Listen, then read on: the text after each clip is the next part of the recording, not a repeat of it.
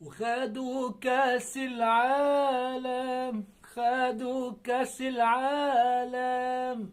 يا المغرب تفوز بكأس العالم تحت 20 سنة للشباب. ألف مبروك للشعب المغربي واخواتنا المغاربة اللي عايشين معانا كمان في مصر، والله العظيم من كل قلبنا، والله العظيم من إنجاز لإنجاز. بجد حاجة تشرف بجد والله. وهذا الإنجاز ليس بمحض الصدفة، ليس بمحض الصدفة تماما. يا جماعة 2022 في كأس العالم في قطر، المغرب بتوصل الدور قبل النهائي، يعني ربع العالم. و2024 المنتخب الأولمبي بتاع المغرب ياخد الميدالية البرونزية، حضرتك متخيل؟ في باريس. والنهاردة يغلب الأرجنتين في نهائي كأس العالم اللي هو معمول في تشيلي، وياخد كأس العالم تحت 20 سنة. شنو هذا بجد يعني؟ يا جماعه لا، والمجموعه بتاعتهم الدور الاول بتاعهم كان فيها فرق محترمه، عتاوله الكوره، عتاوله الكوره بجد. معاهم اسبانيا وغلبوها 2-0. حضرتك متخيل؟ كان معاهم اسبانيا وغلبوها 2-0. وكان معاهم البرازيل، البرازيل مش البراجيل، البرازيل، وغلبوها 2-1.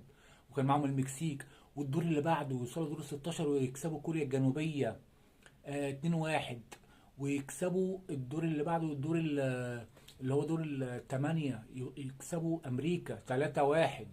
والدور الأربعة يكسبوا فرنسا بضربات الجزاء. والنهاردة الأرجنتين يغلبوها 2-0. غلبوا النهاردة الأرجنتين 2-0، وماتش محترم واستحواذ وضغط عالي وفي فرص بتضيع ورجالة.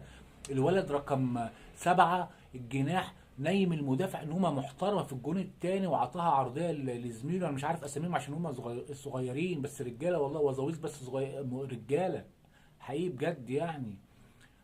فبجد شابوه وشابوه للاكاديميه اللي طلعت الشباب دول كلهم. اكاديميه محمد السادس في المغرب، ناس شغاله على نفسها، ورئيس اتحاد الكره بتاعهم اسمه فوزي الاخشع. بجد الف مبروك ليهم والله العظيم، ناس شغاله على نفسها، ليس بمحض الصدفه. مش منتخب مصر، مش هنعكنا على نفسنا بقى. منتخب مصر اسامه نبيه، كابتن اسامه نبيه، سلام عليكم. ايه يا كابتن اسامه؟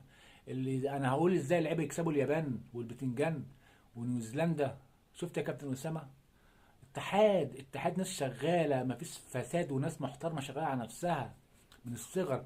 مش بيمسكوا اللعيب في الاهلي والزمالك ويقعدوه جنبهم، لا، روح احترف، اجري، طير من سن 16 سنه.